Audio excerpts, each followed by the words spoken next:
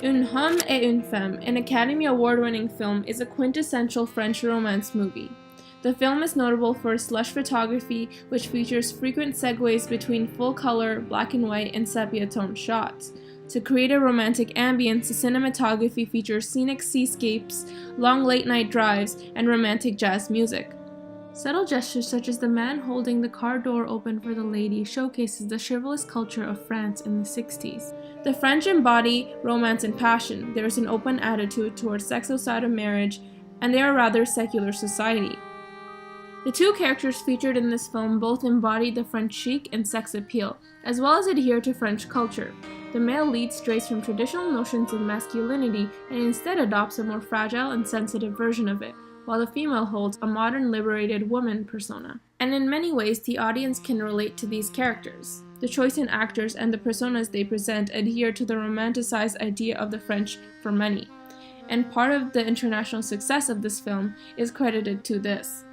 The couple is shown to have two late-night car rides, once when they first meet, and again much later into their dalliance. In the first road trip, the mood is quiet, yet it is apparent that there is a romantic undertone. They listen to the radio playing a romantic song, the woman giggles softly and frequently looks at the man just to turn away smiling. Even their first conversation is about their respective marital status. This marks the rising of action. Lelouch largely utilizes visual storytelling and the show-not-tell rule of thumb. For instance, following the man reaching out to hold the lady's hand in the second road trip, there is an emphasis on the woman's reaction. Lelouch heavily focuses on this to convey to the audience what it looks like to fall in love. Watch how she looks down and up longingly and does not speak.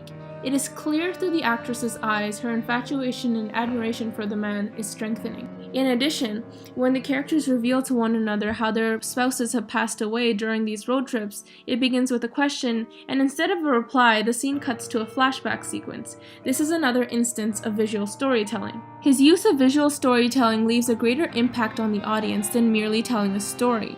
Lelouch often uses unique voiceovers. During the flashback illustrating the events leading up to the man's late wife's suicide, a voice of a sports reporter detailing the accident at the rally is heard instead of the man narrating the story. In another scene, the couple's hushed conversation is voiced over a montage featuring the scenic beach and the children gleefully playing. La vie. C'est formidable. Oui. Pourquoi vous m'avez posé cette question? One particular scene that was extraordinary, even audacious, was when the couple makes love. In the midst of it, the man senses a nearly imperceptible change in the woman's demeanor, that something is wrong. This was, and still is, one of the very few moments in cinema where in a scene of lovemaking advances the story rather than interrupting it.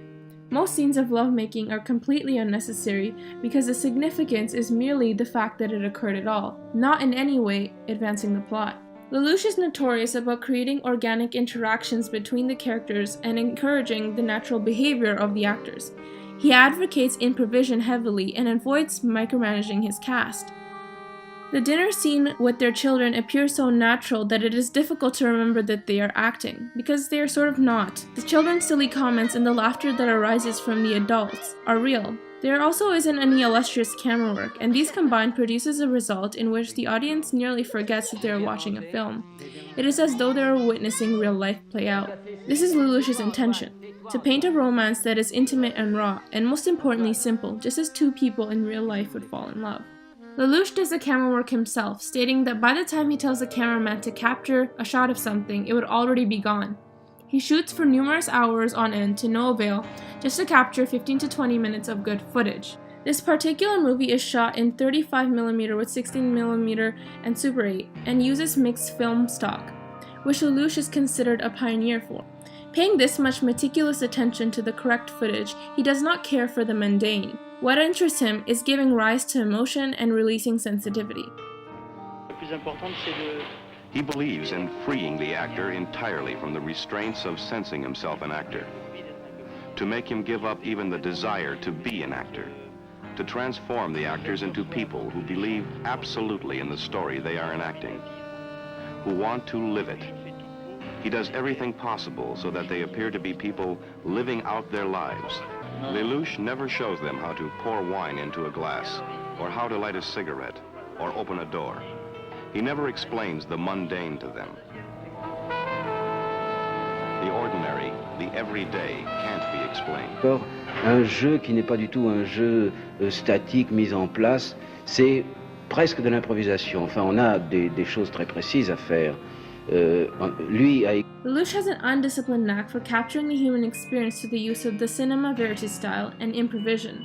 He also doesn't tell his story in the conventional linear fashion, but rather creates a startling montage combining Frachter's impressionistic vignettes drawn from the past, present, and imagined future. At last he succeeds in producing a film that is character-driven, cinematically captivating, and most importantly, that portrays a convincing and intimate story of two people falling in love.